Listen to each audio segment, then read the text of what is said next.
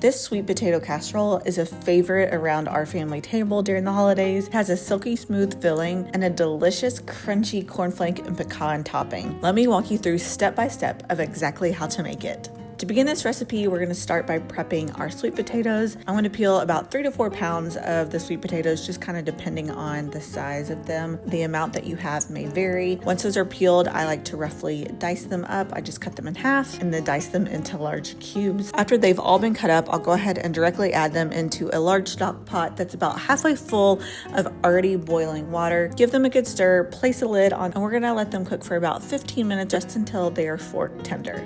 While those are cooking, I like to go ahead and prep the cornflake topping. So to our large bowl, I'll add 2 cups of cornflake cereal, and then I'll just use my hands to kind of roughly crush them up into some smaller pieces. That same bowl, I'm then gonna add 3/4 of a cup of chopped pecans, 3/4 of a cup of brown sugar, 1 whole stick of butter that's been melted, and a good pinch of salt. Give that a good mix so that everything is coated in that butter and becomes a delicious, crunchy topping. Once the potatoes are finished cooking, go ahead and drain those off and then add those potatoes into a large mixing bowl. From here, we're gonna add the rest of the ingredients, which includes 1/4 of a cup of butter, 1/4 of a cup of brown sugar, 2 eggs, a teaspoon of salt, a teaspoon of cinnamon, and 1/4 of a teaspoon of nutmeg. At this point, I take a hand mixer and just start mixing everything together. You want it to be smooth and creamy with no lumps. So after it gets to that point, we'll take a spatula, scrape down the sides, and then we'll add the last ingredient, which is 1/2 cup of whole milk.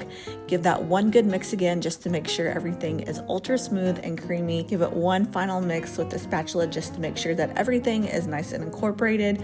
And then we're gonna pour that filling directly into a greased baking dish and then pop it in an already preheated oven at 350 degrees, and we're gonna bake for about 20 minutes. After that time is up, remove it from the oven, and then you're gonna evenly spoon on that crunchy topping and place back in the oven to finish cooking for about 10 to 15 minutes.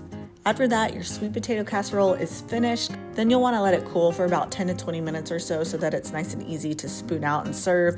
But go ahead and serve it with all of your favorite holiday dishes.